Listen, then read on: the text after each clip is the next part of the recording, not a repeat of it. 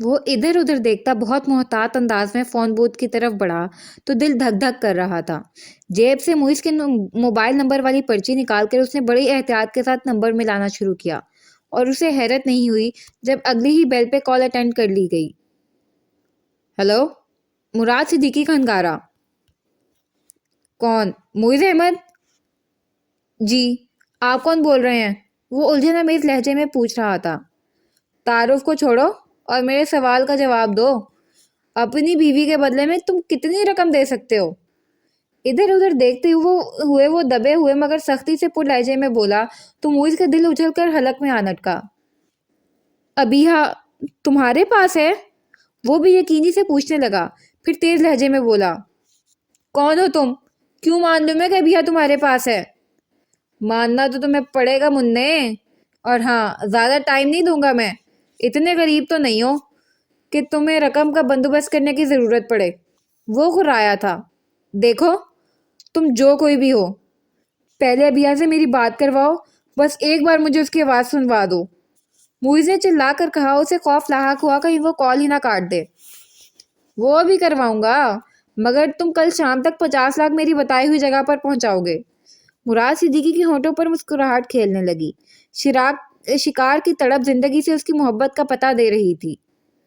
Okay done, لیکن اسے ایک خراج بھی نہیں آنی چاہیے۔ میں تمہیں جہاں کہو گے وہاں رقم پہنچا دوں گا، معیز نے تیزی سے کہا۔ اور پولیس کو اس معاملے میں ملوث کرنے کا مطلب تو تم اچھی طرح سمجھتے ہوگے۔ اس کے لہجے میں مخفی دھمکی کو معیز نے اچھی طرح سمجھا تھا۔ تم بے فکر رہو، لیکن تم اسے کوئی نقصان نہیں پہنچاؤ گے۔ معیز کوئی ایسی بات نہیں کرنا چاہتا تھا جس سے اغوا کار اپنا غصہ ابیہ پر نکالتے۔ ہاں ہاں، تم بے فکر رہو۔ کس جگہ رقم پہنچانی ہے؟ معیز نے پوچھا۔ ابیہ کے ملنے کی امید بندھی تو وہ ایک لمحے کو بھی نہیں سوچنا چاہتا تھا کہ رقم دینی چاہیے یا نہیں۔ وہ میں تمہیں کل بتاؤں گا، مگر اس سے پہلے تم ایک بار ابیہ سے میری بات کرواؤ گے، معیز نے اسے یاد دلایا۔ ہاں، مگر 50 لاکھ سے ایک پائی بھی کم نہ ہو، اور پولیس کو بھنک بھی پڑی تو ساری عمر بیوی کی شکل کو ترسو گے۔ وہ صفاقی سے بولا اور اگلی بات سنے بغیر ریسیور کریڈل پر ڈال کر تیزی سے فون بوتھ سے نکلا اور ادھر ادھر دیکھتا جلدی سے گلی میں گھس گیا۔ بڑی بغیرت ہے، ذرا ترس نہیں آتا تجھے اپنے باپ پر، اس کی غریبی پر؟ اسے مارتے مارتے تھک کر سلطانہ چیخی تھی۔ وہ لمبے سانس لیتی بے دم سی پڑی رہی، پھر اس کی آنکھوں سے آنسو روا ہو گئے۔ معیز کی پکار بھی اس کی سماعت میں تازہ تھی، تو کیا وہ پیاری آواز اب وہ کبھی نہ سن پائے گی؟ نہ تیری ماں نے اسے سکھ دیا اور نہ تو دے رہی ہے، ٹیکسی چلا کے گزارا کر رہا ہے وہ بیچارہ۔ ان دونوں کی بیچارگی کی کوئی حد نہ تھی۔ اب فاقوں پہ آئے گا تو تجھے ہی بیچے گا نا؟ سلطانہ نے سارا الزام اس کے سر تھوپا۔ تب ابیہ نے نفرت سے اس بدرنگی عورت کو دیکھا اور زہر خند لہجے میں بولی، تو تجھے کیوں نہیں بیچتا؟ اسے جواب میں گالیوں اور مار کی امید تھی، مگر سلطانہ نے دفعتاً اونچا سا کہکا لگایا، پھر محظوظ ہوتے ہوئے بولی، یہاں چمڑی کا دام چلتا ہے، سمجھی؟ ابیہ کو بے اختیار ہنا یاد آئی تو اس نے جھرجھری سی لی، چپ چاپ اس گھر میں پڑی رہ، ورنہ میں اپنی کرنے پہ آئی تو مراد صدیقی بھی تجھے نہیں بچا پائے گا، ایسی جگہ سے تیرے دام کھڑے کروں گی۔ سلطانہ نے اسے دھمکایا تو لب و لہجے میں کچھ کر گزرنے کی سنگینی تھی۔ شکر کر تیرے گھر والے سے ہی تیرا سودا کر رہا ہے وہ۔ واقعی اس پر سجدہ شکر واجب تھا، ورنہ وہ اسے ادھر ادھر کر دیتے تو وہ کیا کر لیتی۔ مراد صدیقی گھر لوٹا تو اس کی چال ڈھال میں سرمستی سی تھی، مگر نیل پڑے چہرے کے ساتھ گمسم بیٹھی ساکت تو جامد ابیہ کو دیکھ کر اس کی ساری مستی ہرن ہوئی۔ لمحہ بھر ششدر رہنے کے بعد وہ دانت پیستا باورچی خانے کی طرف بڑھا، جہاں سلطانہ کے گنگناتے ہوئے برتن دھونے کی آواز آ رہی تھی۔ الو کی پٹھی، بدذات کمینی عورت، تجھے منع کیا تھا میں نے، ہاتھ نہ لگائی ہوں اب اس کے، پھر بھی مارا تو نے اسے۔ مراد نے اسے 2 تھپڑ ٹکائے۔ ابیہ بھی تاثر سے ان کا جھگڑا سنتی رہی۔ 2 تھپڑ کھانے کے بعد سلطانہ نے دبنے کی بجائے جواباً مردانہ وار مغلقات بکنا شروع کی تو ابیہ نے کانوں میں انگلیاں دے لیں۔ مراد نے اسے اسٹیل کا گلاس کھینچ مارا۔ سلطانیہ اب اونچی آواز میں روتے ہوئے بول رہی تھی، تیری ہی راہ میں روڑے اٹکا رہی تھی، اپنے قسم کو فون ملا رہی تھی تیری سوتی سوتی، وہ پولیس لے کے آتا تو چلتا پتا چلے، سلطانہ کا دم ہے جو آزاد پھر رہا ہے تو۔ مراد دھیما پڑ گیا۔ دیکھ سلطانہ، میری بیٹی ہے اس لیے تھوڑی طرفداری کرتا ہوں، یہ تو بلینک چیک ہے، اپنی مرضی کی رقم بھر کے کیش کروانا ہے میں نے، اس کی دیکھ بھال تو کرنی پڑے گی ہی۔ وہ سلطانہ کو پچکار رہا تھا۔ ابھیا کی آنکھوں سے آنسو روا ہو گئے۔ اب اس نے یہ سوچنا بھی چھوڑ دیا تھا کہ یہ شخص اس کا باپ ہے، کہ شاید اس طرح تکلیف کا احساس کم ہو، مگر دل دکھے تو تکلیف بہت ہوا کرتی ہے، چاہے ذہن کتنی ہی تعویلیں دے لے۔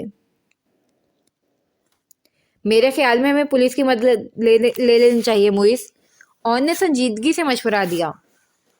بالکل نہیں، ایک ہی تھالی کے چٹے بٹے ہوتے ہیں یہ لوگ، فوراً ہی کڈنیپرز کو اطلاع مل جائے گی، وہ لوگ ابھیا کو نقصان پہنچائیں گے۔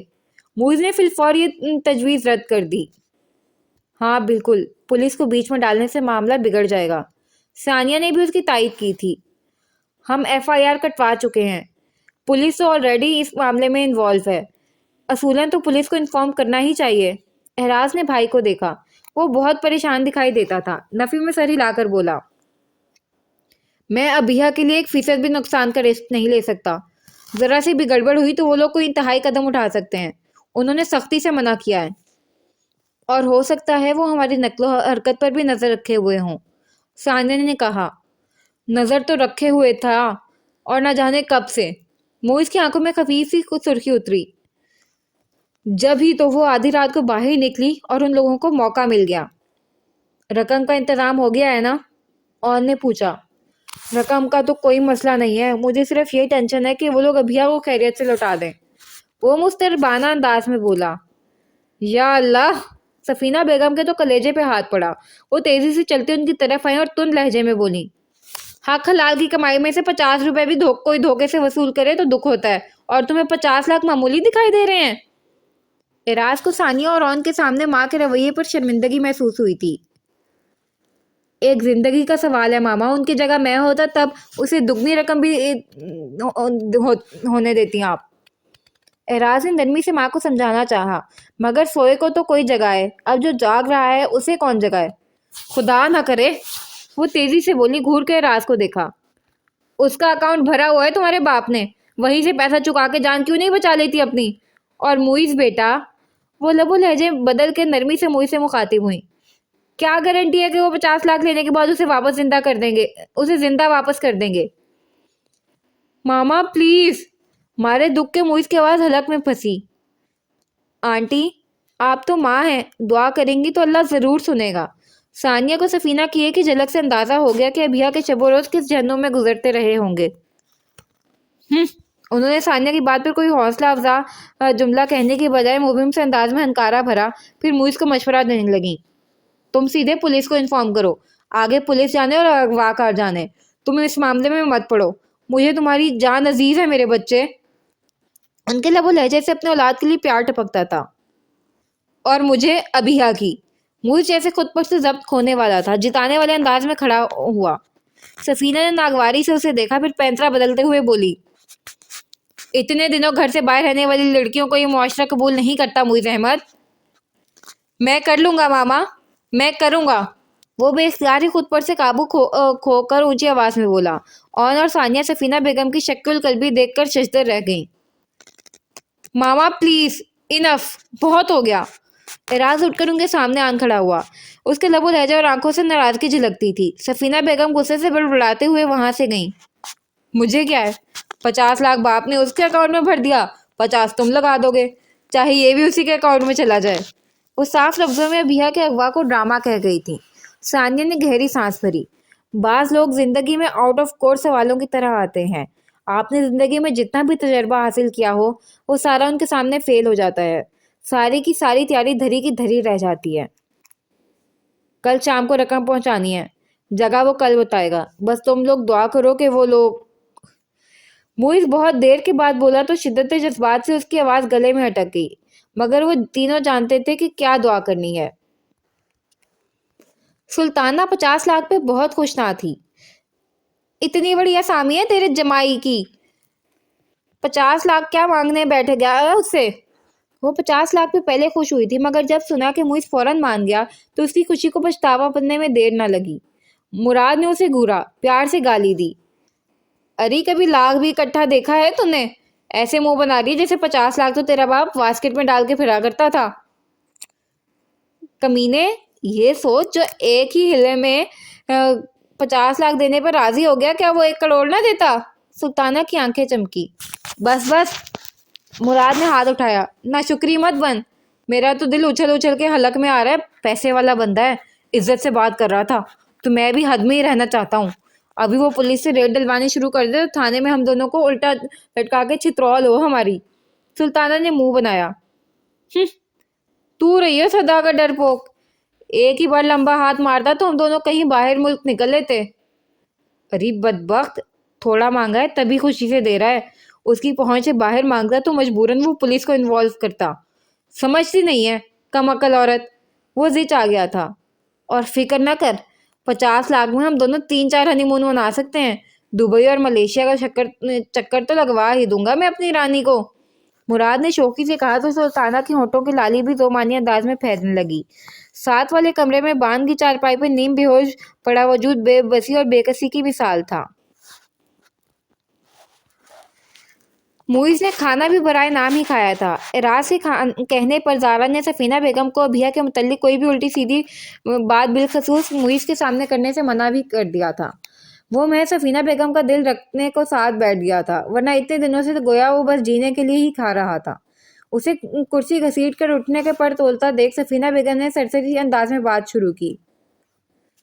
سفیر آ گیا ہے پاکستان، اب ہمیں شادی کی تاریخ دے دینی چاہیے، تمہارا کیا خیال ہے موئز؟ زارا کا جی چاہا پلیٹ اٹھا کے اپنے سر پر مار لے۔ بے اختیار موئز کا چہرہ دیکھا، جہاں پہلے حیرت اور پھر اذیت پھیل گئی تھی۔ جیسا آپ مناسب سمجھے ماما، وہ خود کو سنبھال کے پھر تاثر لہجے میں بولا۔ لو، ویسے ساری دنیا کی فکریں سر پہ لیے پھرتے ہو، اور تمہاری بہن کے لیے مناسب میں سوچوں؟ انہوں نے تیکھے انداز میں کہا۔ تھوڑے دن انتظار کر لیں ماما، ابھی ویسے ہی ایک ایشو چل رہا ہے، اسے سالو ہو جانے دیں پہلے۔ اعراز نے تنبیہی نظروں سے ماں کو دیکھتے ہوئے ہلکے پھلکے انداز میں کہا۔ جہنم میں جائے وہ ایشو، میری بیٹی کی پوری زندگی کا معاملہ ہے، وہ بگڑ کر بولی۔ موئز کے چہرے پر تکلیف کے آثار پیدا ہوئے، مگر وہ بنا کچھ بولے وہاں سے چلا گیا۔ وہ بھی تو کسی کی بیٹی ہے ماما۔ زارا زچ آ گئی تھی، اس کی آنکھیں نم ہو گئی تھیں۔ ماں باپ نالائق نکلیں تو اولادیں یوں ہی رلتی ہیں۔ انہوں نے سر جھٹکا، ان کا اپنا ہی فلسفہ تھا۔ بہرحال میں اگلے ماہ کی کوئی تاریخ دے دوں گی مسز احسن کو۔ وہ تو شکر ہے تم نے سفیر سے بات کلیئر کر لی، ورنہ رباب تو خوب ہی طوفان مچاتی۔ انہوں نے زارا کو دیکھا۔ ماما پلیز، وہ رونے والی ہو گئی۔ میری وجہ سے بھائی کی زندگی پرابلم میں آئی ہے، جب تک ابیہ مل نہیں جاتی میری شادی کا سوچے گا بھی مت، میں بھائی سے نظر نہیں ملا پاؤں گی۔ شٹ اپ زارا، تم لوگوں نے تو زندگی کو مذاق اور بچوں کا کھیل بنا لیا ہے، اس گھر میں وہی ہوگا جو میں چاہوں گی، خبردار جو کسی نے مجھے فضول مشورے دینے کی کوشش کی ہو تو۔ وہ بھڑک اٹھی تھی۔ اپنے لفظوں پہ غور کریں ماما، اور پھر اپنے عمل پر۔ کیا آپ بھی کسی کی زندگی کو مذاق اور کھیل نہیں سمجھ رہی؟ اعراز نے تلخی سے کہا۔ میں نے اسے آدھی رات کو بھاگنے کو نہیں کہا تھا، وہ بگڑ کر بولی۔ مگر میں نے تو کہا تھا نا، وہ بھی آپ کی خاطر۔ زارا رونے لگی، انہیں مزید غصہ آیا۔ ایک سے ایک ڈرامہ بھرا پڑا ہے میرے گھر میں، بھائی اس بھگوڑی کا طرفدار اور بہن اس سے بھڑکے۔ ان کا لفظی چناؤ پر تل ملا کر چمچہ پلیٹ میں پٹک کر اعراز اٹھ کے چلا ہی گیا۔ جاؤ جاؤ، مگر ہوگا وہی جو میں نے طے کر لیا ہے، وہ پیچھے سے اونچی آواز میں بولی تو زارا کا جی چاہا میز پر ماتھا ٹکا کے رونا شروع کر دے۔ بڑبڑاتے ہوئے وہ اپنی پلیٹ میں سالن نکالنے لگی۔ ہجر کی رات کاٹنے والے، کیا کرے گا اگر صبح نہ ہوئی؟ کوئی مجسم تڑپ اور بے قراری کو دیکھنا چاہتا تو اس رات موئز احمد کو دیکھتا اور ان دونوں کیفیت کو پا لیتا۔ فجر کی نماز کے بعد اس کا سجدہ طویل اور دعا میں جذب تھا، اللہ سے اپنے گناہوں کی معافی۔ وہ موبائل کو فل چارج کے اپنے پاس رکھے ہوئے تھا، کبھی بھی اغوا کار اس کی ابیہ سے بات کروا سکتے تھے، رقم وہ پہلے ہی نکلوا چکا تھا۔ اب تو بات اغوا کاروں کی پیشہ ورانہ ایمانداری پر ٹھہری تھی کہ وہ کیا کرتے۔ ماں باپ اولاد کے لیے قربانیاں دیتے اور ان کی زندگی بناتے چلے آئے ہیں، کیا فرق پڑتا ہے اگر اولاد کے نصیب میں یہ اعزاز آ جائے؟ اب اگر تیری وجہ سے میری زندگی میں تھوڑی خوشحالی آ رہی ہے تو تو روڑے مت اٹکانا۔ مراد صدیقی بڑی نرمی سے اسے سمجھا رہا تھا۔ بھاری پپوٹے اٹھا کر بمشکل ابیہ نے اسے دیکھا، اس کے لفظوں کو سمجھنے کی کوشش کی۔ 2 मिनट बात कराऊंगा तेरे घर वाले से तेरी, बस उसे अपनी खैरियत की तसल्ली दे देना और ये भी कह देना कि शराफत से रुपया मेरे हवाले कर दे, और खबरदार अगर पुलिस को भनक भी पड़ने दी हो तो। अबिहा ने भी यकीनी से मुराद सिद्दीकी को देखा। उसे ये मत बताना कि तू किसके पास है, बस अपनी खैरियत का यकीन दिला देना और कहना कि रकम लेकर नकेले आए, वरना सारी उम्र तुझे ढूंढता ही रहेगा, उसने धमकाया। खुश्क होते लबों पर जुबान फेरते हुए अभिया ने इस बात में सर हिला दिया। मुराद ने सुल्ताना को इशारा किया तो वो मोबाइल निकाल के ले आई, उसे ऑन करके मुराद के हवाले किया। उसने मुइज़ का नंबर मिलाकर मोबाइल अभिया की तरफ बढ़ाया तो उसने कपकाता हाथ आगे बढ़ाया। उसे यकीन नहीं आ रहा था कि मुराद सिद्दीकी इतनी मेहरबानी पर उतर आया था कि खुद से उसकी मुइज़ से बात करवा रहा था। ध्यान से, एक भी लफ्ज़ कम या ज़्यादा किया तो पहली गोली तेरे शौहर को मारूंगा। मोबाइल का स्पीकर ऑन करते हुए मुराद ने धीमे सफाक लहजे में कहा तो वो पूरी जान से थर्रा गई। अबिहा के नंबर से कॉल थी। मुइज़ ने झपट कर मोबाइल उठाया और फौरन कॉल अटेंड कर ली। एराज उठ के उसके पास चला आया।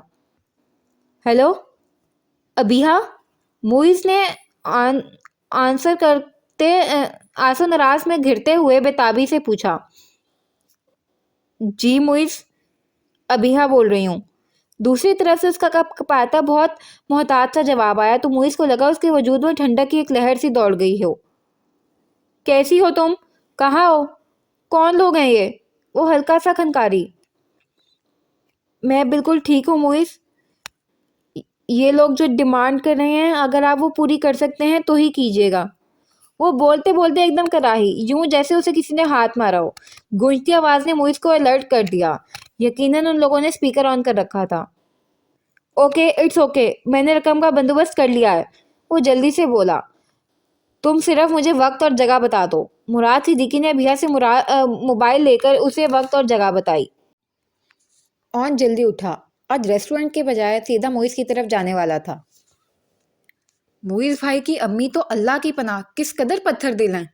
सानिया ने झुरझुरी सी ली। उसने सफीना के मुतालिक सुन रखा था, मगर बिल शाफा पहली मुलाकात का शर्फ हासिल हुआ तो उनकी शक्ल कल्बी झंझोड़ के रख गई और गहरी सांस भर के शर्ट पहनने लगा। वैसे ऑन, वो उठ के उसके करीब आई और उसका हाथ हटाकर उसकी शर्ट के बटन खुद बंद करते हुए तासुफ से बोली। हम जब आउज़ुबिल्लाह पढ़ते हैं तो इसका मतलब है मैं अल्लाह की पनाह मांगता हूँ शैतान मरदूद के शर से, यानी हर बुरी शय से बचने के लिए अल्लाह की पनाह मांगी जाती है। तो ऐसे लोग किस कैटेगरी में आते हैं जिनसे बचने के लिए हम अल्लाह की पनाह मांगते हैं? बस खुदा ही माफ़ करे, अल्लाह से दुआ मांगते रहना चाहिए, दिल की नरमी की। वो मुस्कुराया, फिर बगौर उसे देखते हुए शरारत से बोला। वैसे शादी के बाद तुम काफ़ी हसीन हो गई हो। सानिया ने आखिरी बटन बंद करके मुस्कुराते हुए इसके शानों पर दोनों हाथ रखे। यानी ये क्रेडिट भी तुम्हें ही गया।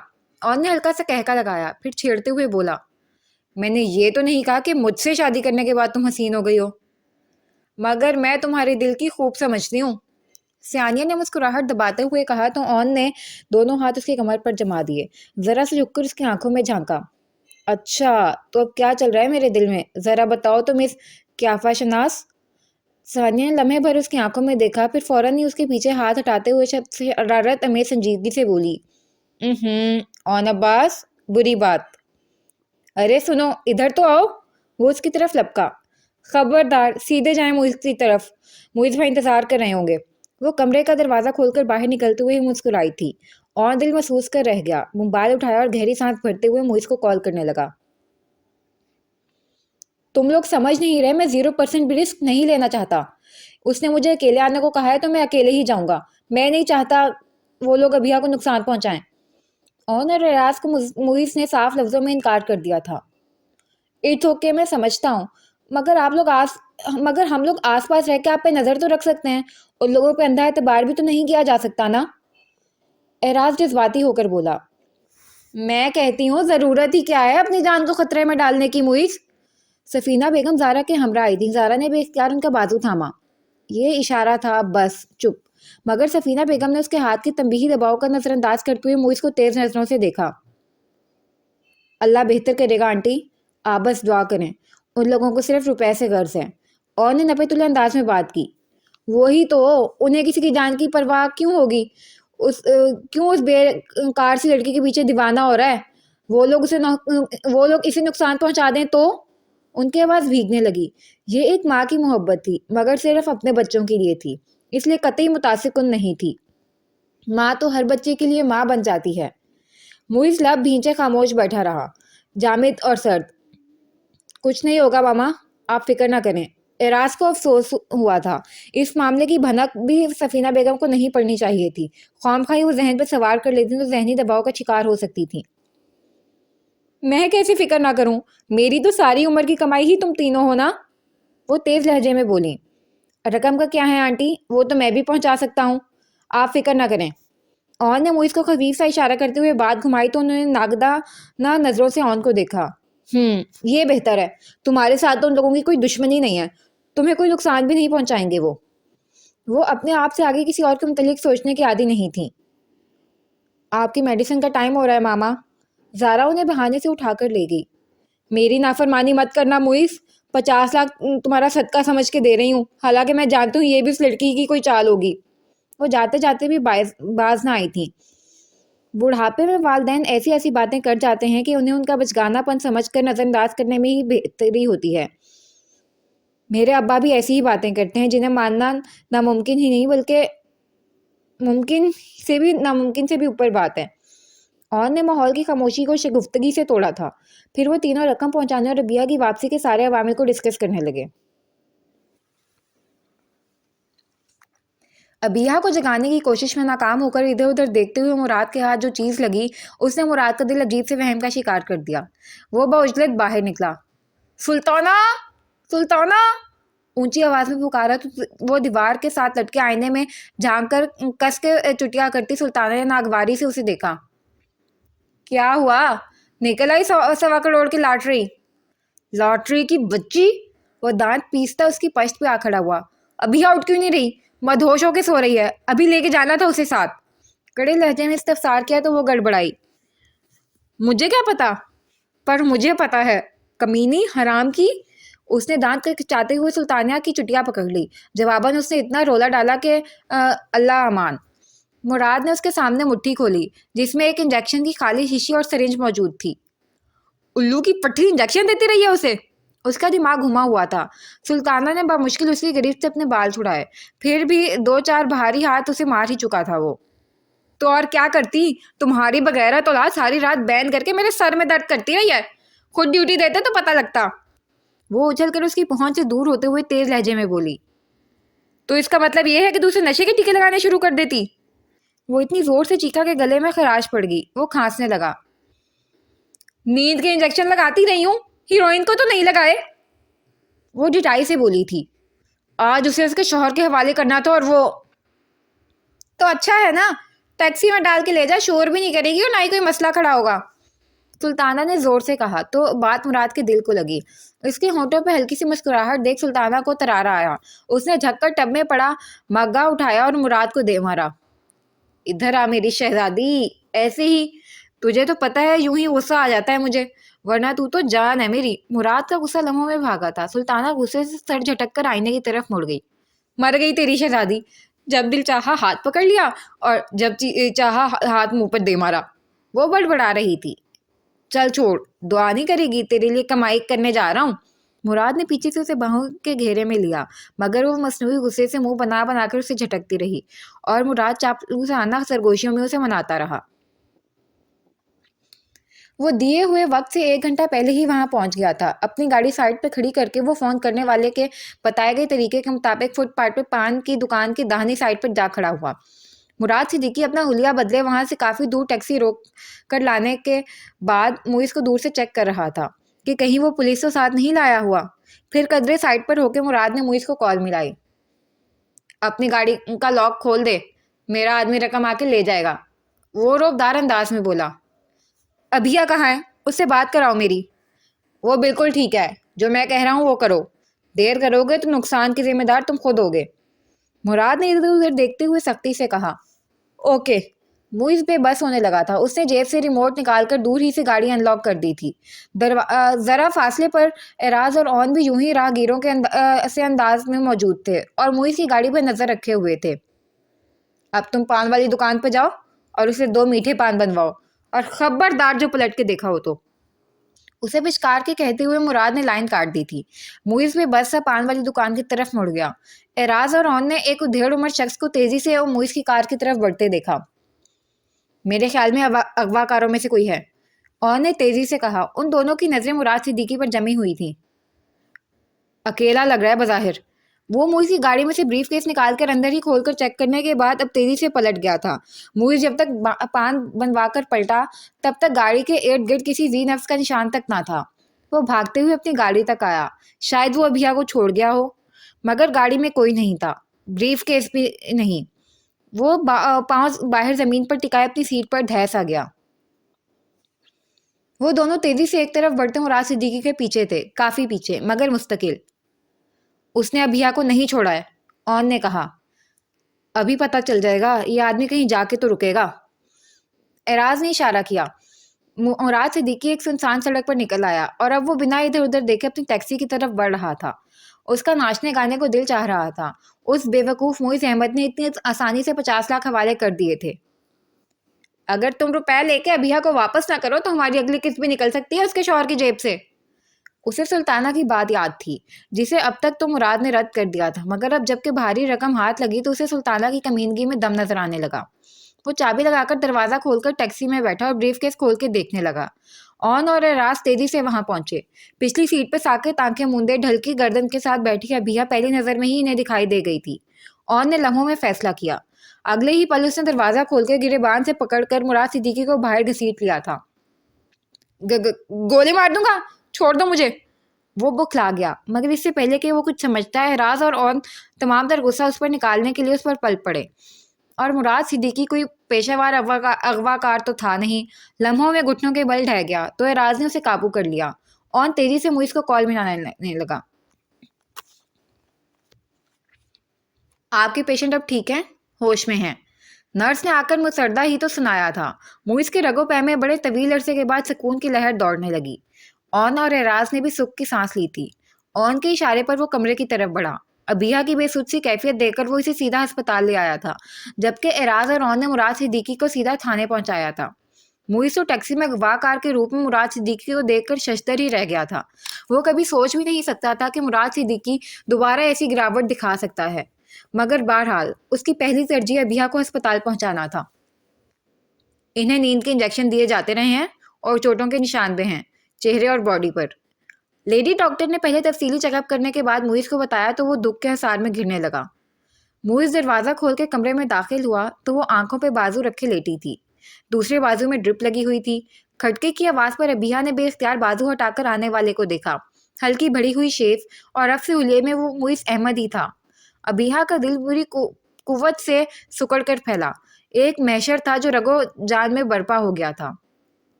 کھونے کے بعد پا لینا کیسا ہوتا ہے، وہ دونوں ہی اس کیفیت کے زیر اثر تھے۔ موئز نے آگے بڑھ کر اس کی پیشانی پر اپنا ہاتھ رکھا۔ اس لمس میں اپنائیت اور ہمدردی سمیت محبت کے سارے رنگ تھے، اور ابھیا کی تو گویا روح تک اس میں مسیحائی کی تاثیر اتری۔ اس نے آہستہ سے آنکھیں موندی تو آنکھوں کے کونوں سے آنسو بہنے لگے۔ شرمندگی، ندامت، پچھتاوے اور دکھ کا گہرا احساس، ایک تکلیف کی گہری کاٹ تھی جو وہ اپنے دل کے اندر تک محسوس کر رہا تھا۔ کیا کیا حالات نہیں سہے تھے اس کم عمر اور سادہ سی لڑکی نے۔ اس کے باپ نے اگر اسے بیچ کر دام کھڑے کرنے چاہے تو موئز نے کون سا اسے سکھ کے ہنڈولوں میں جھلایا۔ میں جانتا ہوں ابھیا، اگر میں کھلے دل اور ذہن سے کام لیتا تو میری نگاہ میں آنے کے بعد تمہاری تمام تر مشکلات ختم ہو جاتی۔ آئی ایم سوری، تمہاری ہر تکلیف کی وجہ میں بنا۔ وہ بوجھل لہجے میں بولا، مگر ابھیا کے پاس آنسوؤں کے علاوہ اور کوئی جواب نہ تھا۔ موئز نے اس کے پاس بیٹھتے ہوئے دونوں ہاتھوں کے انگوٹھے سے اس کی بند آنکھوں کے کونوں سے آنسوؤں کو پہنچا۔ اس کا چہرہ موئز کے ہاتھوں کی گرفت میں تھا۔ لیکن یقین کرو ابھیا، اب تمہاری ہر آزمائش ختم ہو گئی ہے، وہ بے حد نرمی سے بولا تو ابھیا نے بھیگتی پلکیں وا کیں۔ موئز نے اس بات پر سر ہلایا، پھر دکھ سے بولا، بہت بڑی غلطی کی تم نے ابھیا، کوئی ایسے بھی گھر سے نکلتا ہے؟ زہرا نے بے وقوفی میں ایک بات کر دی، تم نے بے وقوفی کی انتہا ہی کر دی، ایک لمحے کو میرے متعلق نہیں سوچا۔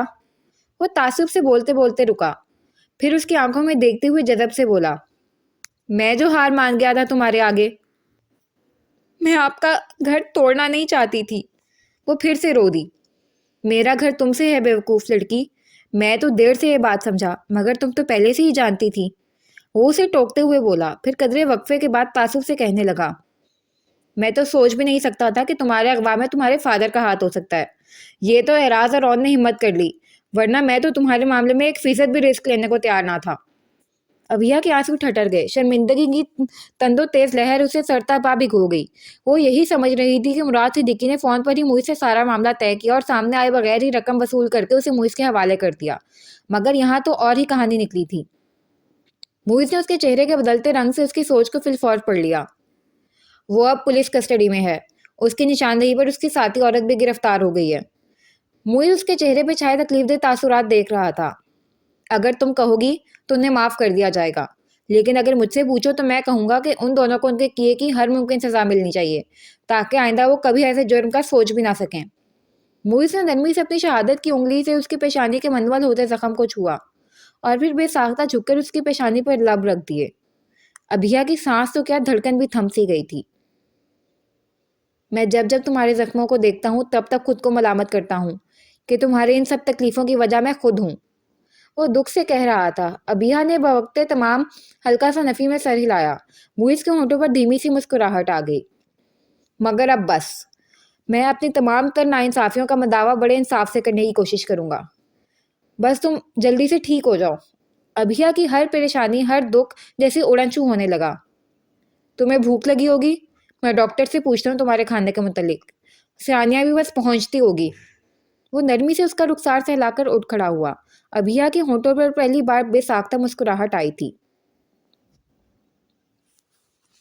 دماغ تو ٹھیک ہے تمہارا موئز؟ میں زہرا کی رخصتی کی تاریخ دینے لگی ہوں کل، اور تم اس گندگی کو پھر سے اٹھا کے اس گھر میں لا رہے ہو۔ سفینہ نے تل ملا کر غصے سے کہا تو موئز کو بھی غصہ آ گیا۔ ماما پلیز، میری بیوی ہے وہ، اس کے لیے ایسے الفاظ مت استعمال کریں۔ آہا، تو اب وہ تمہاری بیوی ہو گئی ہے؟ اس کی تیز لہجے نے سفینہ بیگم کو بھی تلخ بنا دیا تھا۔ کل تک تو تم اسے طلاق دے کر اس کے لیے دولہا ڈھونڈنے کی مہم پر نکلنے والے تھے۔ وہ گزرا کل ہے ماما، اور اس پر مجھے شرمندگی بھی ہے، لیکن میرے لیے حال زیادہ اہم ہے ماما، جس میں ہم جی رہے ہیں، اور مجھے کیسے جینا ہے زندگی یہ فیصلہ میں کر چکا ہوں۔ وہ سرد لہجے میں بولا۔ بکواس مت کرو موئز، زہرا کا گھر برباد کرو گے کیا؟ رباب کو کیا کیا خواب نہیں دکھائے تم نے؟ انہوں نے اب اسے جذباتی طور پر بلیک میل کرنے کے لیے زہرا کا حوالہ دیا، مگر وہ مطمئن تھا۔ اس کی آپ فکر مت کریں، رباب کو ساری حقیقت بتا دی ہے میں نے، اب وہ اپنی زندگی کے لیے بہترین فیصلہ کرے گی، اسے ایک شادی شدہ آدمی سے کوئی دلچسپی نہیں۔ وہ اندر ہی اندر تل ملائی۔ میں اس لڑکی کو قبول نہیں کروں گی موئز۔ میں تو کر چکا ہوں ماما، اور میری خوشی کے لیے آپ کو بھی قبول کرنا پڑے گا، ورنہ مجھے بہت افسوس ہوگا۔ موئز نے ٹھہرے ہوئے انداز میں کہا تو سفینہ اسے دیکھتے ہوئے اس کا لہجہ سمجھنے کی کوشش کرنے لگی۔ بہت اٹل اور قطعی انداز تھا اس کا۔ اب آپ رد کریں گی تو ہم دونوں کو ماما، اس گھر سے نکالیں گی تو اس اکیلی کو نہیں۔ موئز؟ وہ سناٹے میں رہ گئیں، بوقت تمام دکھ سے بولیں، اب تم اس 2 کوڑی کی لڑکی کی خاطر گھر چھوڑو گے؟ یہ آپ پہ ڈیپینڈ کرتا ہے ماما، آپ نکالیں گی تو ہم چلے جائیں گے، کھلے دل سے ویلکم کریں گے تو تاعمر آپ کی خدمت کریں گے۔ اس نے پھیکے انداز میں مسکراتے ہوئے ساری بات ان پر چھوڑ دی تھی۔ جاؤ بیٹا، ٹھیک ہے، جو مرضی آئے کرتے پھرو، باپ رہا نہیں سر پر، ماں کی خاک سنو گے اب تم؟ وہ آنکھوں میں آنسو بھر لائیں، کلیجہ تو جل کے خاک ہو گیا تھا۔ اس روڑی کے پتھر سے اتنی محبت، ہمیشہ ماں کی محبت کے ہاتھوں بلیک میل ہو جانے والا موئز احمد اتنا بے مروت کیسے ہو گیا؟ ابیہ مراد، بلکہ نامراد کے لیے، ان کی سمجھ سے بالا تر تھی یہ بات۔ موئز نے ان کے دونوں ہاتھ اپنے ہاتھوں میں تھامے اور انہیں یقین دلاتے ہوئے بولا، آپ کی مرضی ہی تو چاہ رہا ہوں، کیا کمی ہے ابھی ہمیں ماما؟ پڑھی لکھی ہے، ہماری اپنی فیملی میں سے ہے، اور پھر میرے نکاح میں ہے، کہیں لو میرج تو نہیں کرنے جا رہا میں؟ سفینہ لڑکھڑا کر صوفے پر ڈھیر ہو گئیں اور سر ہاتھوں میں تھام لیا۔ وہ بڑے اطمینان کے ساتھ ان کی اجازت کے بغیر ابیہ کو پھر سے انیکسی میں لے آیا تھا، اور اب یقیناً وہ بہت جلد موئز کے کمرے میں بھی آ جانے والی تھی۔ مجھے اس سے پہلے ہی کچھ کرنا ہوگا۔ ان کا دماغ تیزی سے چلنے لگا۔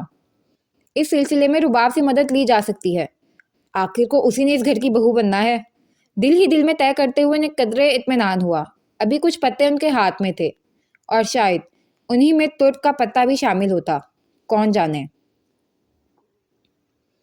رباب کو پتا چلا کہ گھر والے زارا اور سفیر کی شادی کی تاریخ لینے جا رہے ہیں تو وہ تل ملا اٹھی.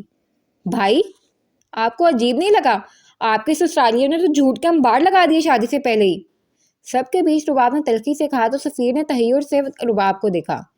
امی کو غصہ آیا. یہ کون سا طریقہ ہے بھائی سے بات کرنے کا رباب؟ تمیز نہیں ہے تمہیں؟ تو کیا غلط کہہ رہی ہوں میں؟ ان کے تو سالے کا کریکٹر ہی مشکوک ہے. پہلے تو کچھ بتایا نہیں، اب ایک دم سے ایک لڑکی اس کی منقوہہ نکل آئی. وہ ڈٹائی سے تمسخر بھرے انداز میں بولی. وہ اس کا ذاتی معاملہ ہے رباب. سفیر نے نرمی سے رباب کو ٹوکا. وہ امی اور ابو کو مختصراً معیز اور ربیہ کے نکاح کا قصہ بتا چکا تھا. اور پھر بیاہ کے زارا نے گھر میں آنا ہے، اس کی فیملی نے نہیں. زارا بہت اچھی اور سمجھدار لڑکی ہے. امی نے تنبیہی نظروں سے رباب کو دیکھتے ہوئے کھلے دل سے زارا کی سچی تعریف کی تھی. ہاں بھائی، ان کی مجبوری تو وہی جانتے ہیں، ہمیں اتنی گہرائی میں جاننے کی کوئی ضرورت نہیں. ہمیں تو صرف اپنی بہو رانی سے غرض ہے. ابو نے مسکراتے ہوئے کہا تو سفیر ہلکا پھلکا ہو گیا، جبکہ رباب اپنی جگہ تل ملا کے رہ گئی. اس کے دماغ میں شیطانی منصوبہ بننے کی ٹھان لی تھی. آن گیٹ سے اندر آتے ہی مجھ سے الجھ پڑا. کیا یار، اتنی مشکل سے میری بیوی ہاتھ لگی تھی، اس پر بھی تم لوگوں نے قبضہ جما لیا ہے. ثانیہ 3 دن سے ابھیا کے ساتھ انیکسی میں رہ رہی تھی. موئز ہنسنے لگا. یہی تو امتحان ہے دوستی کا، فرسٹ آنا چاہیے تجھے اس میں. موئز نے اسے چھڑا. شٹ اپ یار، زندگی بے رنگ کر دیا ہے میری تم میاں بیوی نے. رات کو نیند نہیں آتی، صبح کو آنکھ نہیں کھلتی. ابا تو آگ کرنے پر تلے ہوئے ہیں مجھے. اس نے جی بھر کے مسکینی تاری کی تو خود پر موئز ہنستے ہوئے اسے لان میں لے آیا. دے دیں گے تمہاری بیوی واپس، اتنے تھڑولے مت بنو. جناب کو بھی بیوی ملی نہیں ہے نا، اس لیے پتہ نہیں ہے کہ بیوی کے مل کے چھین جانے کا دکھ کیسا ہوتا ہے. آن نے آ بھری. خبیث. موئز کو ہنسی آ گئی. پھر بھی یار. وہ رازدارانہ انداز میں آگے کو جھکا تو موئز نے بے ساختہ موئز بھی آگے کو ہوا. کب تک تم دونوں کے بیچ ہم اس پار تم اس پار والی سچویشن رہے گی؟ موئز ٹھنڈی آ بھر کے سیدھا ہوا. پکچر ابھی باقی ہے میرے یار، ماما نہیں مان رہی. اوہو، نکاح ہو چکا ہے اب تو قاضی والا بیان بھی نہیں رہا، اٹھا کے لے آؤ یار. کس کو؟ قاضی کو؟ موئز نے حیرانی سے پوچھا. گدھے، میری بھابھی کو. آن نے دانت پیسے. موئز اور حیران. تمہاری بھابھی کو کیوں؟ جواباً آن کا مکہ اس کا کندھا سینک گیا. تیری بیوی کی بات کر رہا ہوں. موئز نے رکا ہوا کہہ کر فضا کے حوالے کیا. آن کے ہونٹوں پر بھی مسکراہٹ پھیل گئی. اچھے لگ رہے ہو، مطمئن اور پرسکون. بہت لمبے عرصے کے بعد پہلے والے موئز احمد کی طرح. وہ مسکراتا رہا. میری مانو تو رخصتی کروا لو، اگر آنٹی کا مسئلہ ہے تو خود رخصت ہو کے انیکسی میں آ جاؤ. اونی سے اوٹ پٹانگ مشورے دیتا رہا اور وہ ہنستا رہا، مگر دل کو یہ باتیں اچھی لگ رہی تھی اور ایک الگ ہی لے میں دل دھڑک رہا تھا. اس کے دل و جان سے قریب تر ایک رشتہ موجود تھا جو اس کی دسترس سے زیادہ دور نہیں تھا، بس ایک جھجک مانے تھی دونوں کے مابین. وہ جب سے واپس آئی ثانیہ اس کے ساتھ تھی تو موئز پلٹ کر ٹیکسی میں نہیں گیا تھا. میں تو آج اپنی بیوی کو ہر حال میں لے کے جاؤں گا، میرے کمرے کا اور میرے گھر کا حال خراب ہو رہا ہے. آن نے اسے دھمکایا، پھر کچھ سوچ کر شرارت سے بولا. موقع اچھا ہے موئز، بھابھی بیچاری اکیلی ہو جائیں گی خاصی. تو فکر نہ کر، اسے اکیلے رہنے کا خاصا تجربہ ہے. موئز نے اسے چڑھایا تو وہ گہری سانس بھر کے رہ گیا. سفینہ بیگم کے غم و غصے کو زارا نے قدرے ٹھنڈا کر دیا تھا. ماما پلیز، میری شادی میں تو اس مسئلے کو مت اٹھائیں. میں اس گھر سے مطمئن ہو کر جانا چاہتی ہوں، پریشان دل کے ساتھ نہیں. وہ رونے لگی تو انہوں نے بے بسی سے کہا. تو کیا کروں، اس خبیث لڑکی کو اپنی بہو تسلیم کر لوں؟ خدا کے لیے ماما. زارا نے ان کے آگے ہاتھ جوڑ دیے. ہم بھائی کی خوشی میں خوش ہیں، آپ بھی راضی ہو جائیں. تو وقتی طور پر سفینہ بیگم کو خاموش ہونا پڑا، مگر رباب کے فون نے ان کی نفرت انگیز سوچوں کو اور ہمت دے دی. دیکھا آنٹی آپ نے کیسا کھیل کھیلا ہے موئز نے میری زندگی اور میرے جذبات کے ساتھ. وہ بکھلا گئی. کل وہ تاریخ لینے آ رہے تھے اور آج رباب کا فون.